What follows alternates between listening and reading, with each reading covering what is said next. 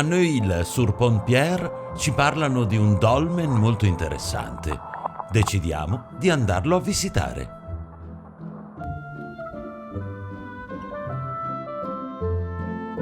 Se abbiamo fatto 13 km, cioè io non vedo dolmen, cioè non riesco a capire dove sia.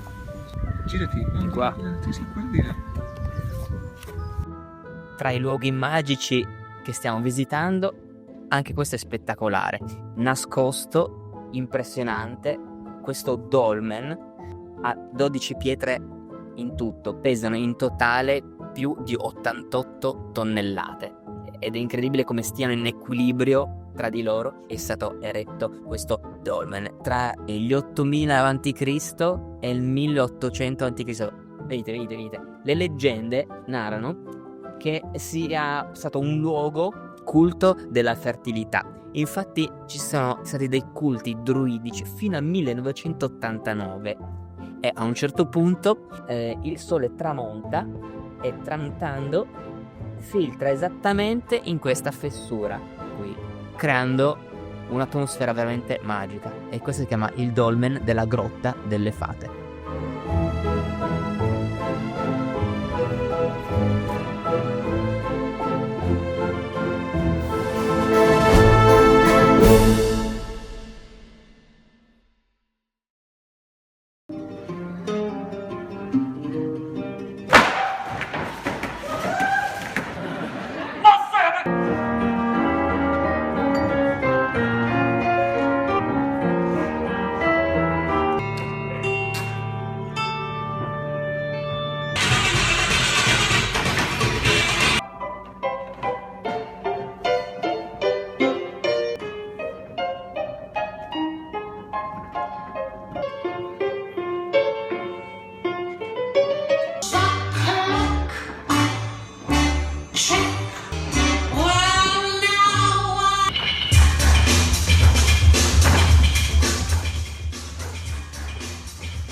Continuiamo le chiacchierate con il Magda Clan.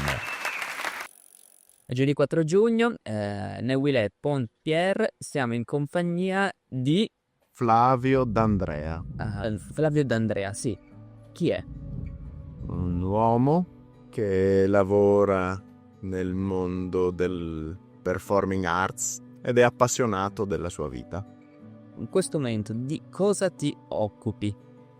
Lavoro sia come proprio in scena, a livello di teatro fisico, di circo contemporaneo con la compagnia Magda Clan, sia come dramaturg, che è questa parola che in Italia non c'è molto, però molto usata soprattutto in territorio tedesco.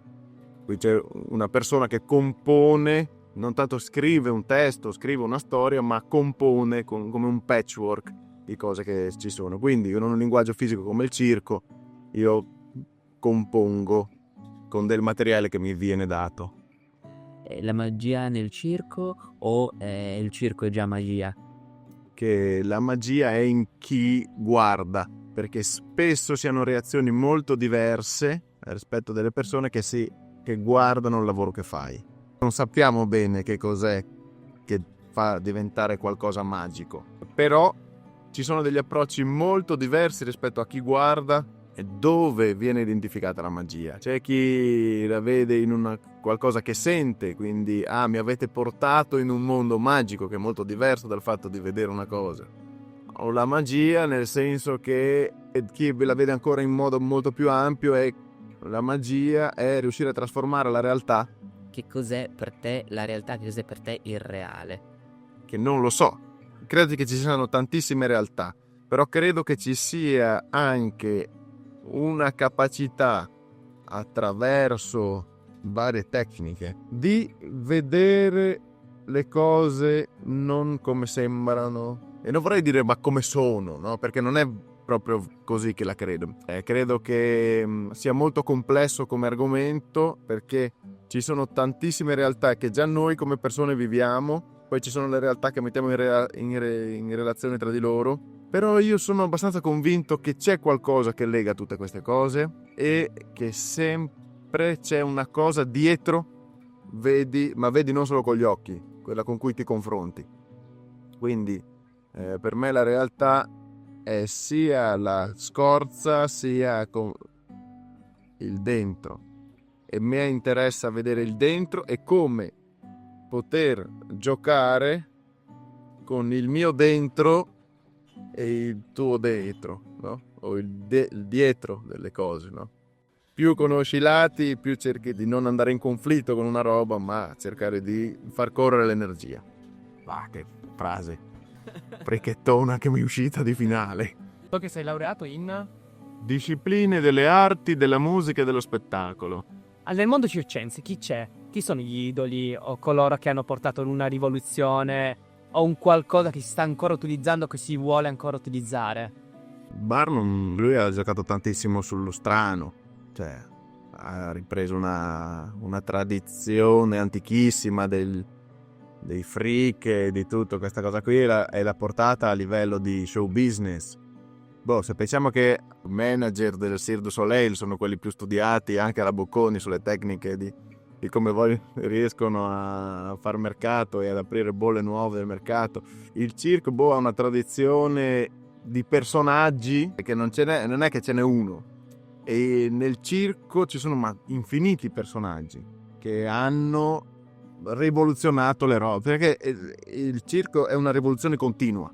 La cosa materica come il circo, come la tecnica, è quello che è il kitsch del circo, no? È che scade subitissimo, no? Tu lavori per anni e dopo un attimo boom, è scaduto, quindi devi trovare qualcosa di nuovo, quindi devi trovare miliardi di stratagemmi per intortare la gente che tu stai facendo sempre qualcosa di nuovo, in realtà non è nuovo, no? Barnum è stato nel tempo uno che ha modificato veramente il punto di vista, poi è stato aiutato dal fatto che c'era le ferrovie, dal fatto che stava sviluppando una mentalità globale che andava verso lo show business, che andava verso il grande, quindi lui porta Dumbo, porta una grande nave da cui scendono un bel po' di animali e c'erano migliaia di persone a guardare, no? Che scendevano, come arrivavano, come entravano su, quindi tutto era fenomeno, no? Il fenomeno, i fenomeni. Adesso ci fa un po' ridere perché in un attimo tu su YouTube vedi, adesso sì, migliaia di fenomeni in un secondo, no? Quindi adesso per noi è più difficile, quindi noi cerchiamo di portarla da un altro punto di vista, cioè usare le stesse tecniche della meraviglia, però per arrivare a delle tinte un po' più sottili, a delle cose che stuzzicano sempre in secondi punti di vista, in terzi punti di vista. Come vedresti la magia intesa come magia di illusione all'interno del circo, in quello che voi fate? Cioè, è un bel mondo da sviluppare, perché penso che sì, un artista debba essere un po' mago, che deve sapere di più o deve sapere in modo diverso rispetto a quello che sanno gli altri per poter aprire nuove strade. L'illusionismo, nel nostro caso, quello che immagino che dovrebbe essere di grandi dimensioni, no? L'illusionismo di strutture che scompaiono, di alberi, cioè quando penso a usare proprio delle tecniche di illusionismo, poi non so se l'illusionismo è la parola giusta, però all'interno dello spettacolo, di uno spettacolo, la mente parte poi, no? Per bene. Bene, Okay. grazie mille. Grazie a voi. Ciao. Ciao.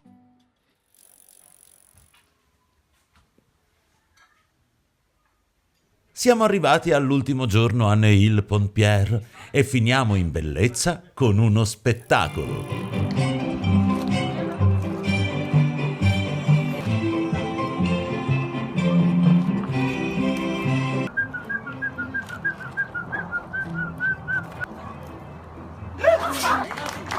Poupée, wow, plus fort, ouais, stop, wow.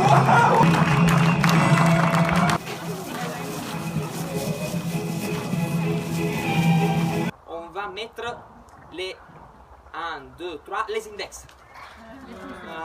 Par contre, ça sont les pouces, sont pas les index. C'est un effort de concentration.